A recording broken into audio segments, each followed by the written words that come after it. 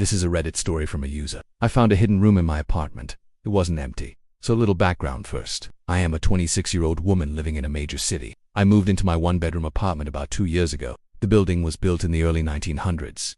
It's definitely seen better days, but it's a good size and in a decent area. My bedroom is pretty small, so I had to get creative with the furniture layout to accommodate my desk and bed. But overall, I like how it turned out, and I haven't really thought much of it until now. My apartment has an air conditioning unit that sits in the only closet in the apartment. It's a window unit, meaning that the hot air is exhausted outside through a hole in the back of the unit. This hole is covered by a metal mesh, and it has always made kind of a funny whistling sound when the air conditioner is running. I didn't think anything of it until last week, when I was laying in bed trying to sleep. The air conditioner was on and I could hear this weird noise coming from it. It sounded like someone or something was stuck in the back of the unit. I went to investigate, but when I looked into the metal mesh, all I could see was the outside wall. I tried to listen more closely, but the sound was too muffled to tell exactly what it was. I figured it was probably just a bird or some other animal that got stuck in there, so I left it alone. But this continued to happen every time the air conditioner was turned on, and the noise only got worse.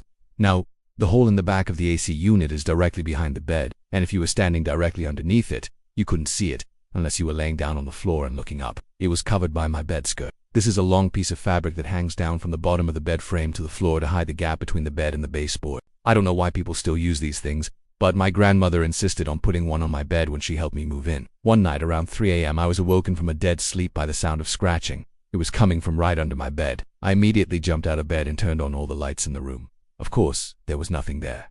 I'm talking to you. I looked up at the air conditioner, which was making a strange gurgling sound. I could hear what sounded like small claws clicking against the metal mesh. Then the scratching started again. It sounded like whatever was in there was trying to dig its way out. I ran to the window and threw it open. The air conditioner was still making the noise, but the sound of whatever was stuck in there was louder now. I screamed and called out for help, but no one answered because I live in a noisy part of town and my apartment is old. The walls are very thin. After a while, the scratching stopped and everything went silent. I spent the rest of the night sitting on the couch watching TV.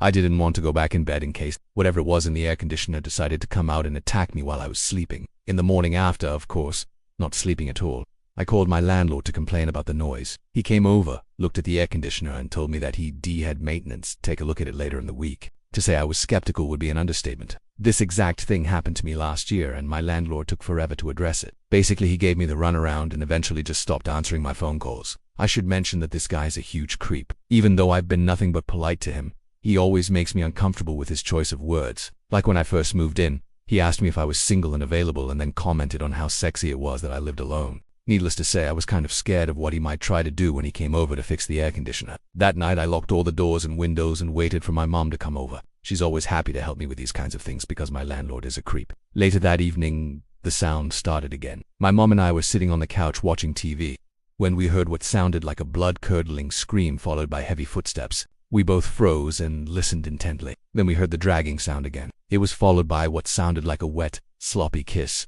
like someone or something was licking the floor. My mom and I started screaming and making tons of noise. The commotion under the bed seemed to stop. Maybe it was just our imaginations, but I could have sworn that I saw the air conditioner turn off by itself. My mom stayed with me that night. Neither of us could sleep. We ended up watching YouTube videos until sunrise. The next day, I called a friend of mine who is in the process of getting his HVAC certification. He came over and inspected the air conditioner. His eyes widened when he looked into the hole in the back of the AC unit. He told me that he couldn't see anything in there, but it definitely looked like something was in there. He suggested that I call an exterminator to come check it out.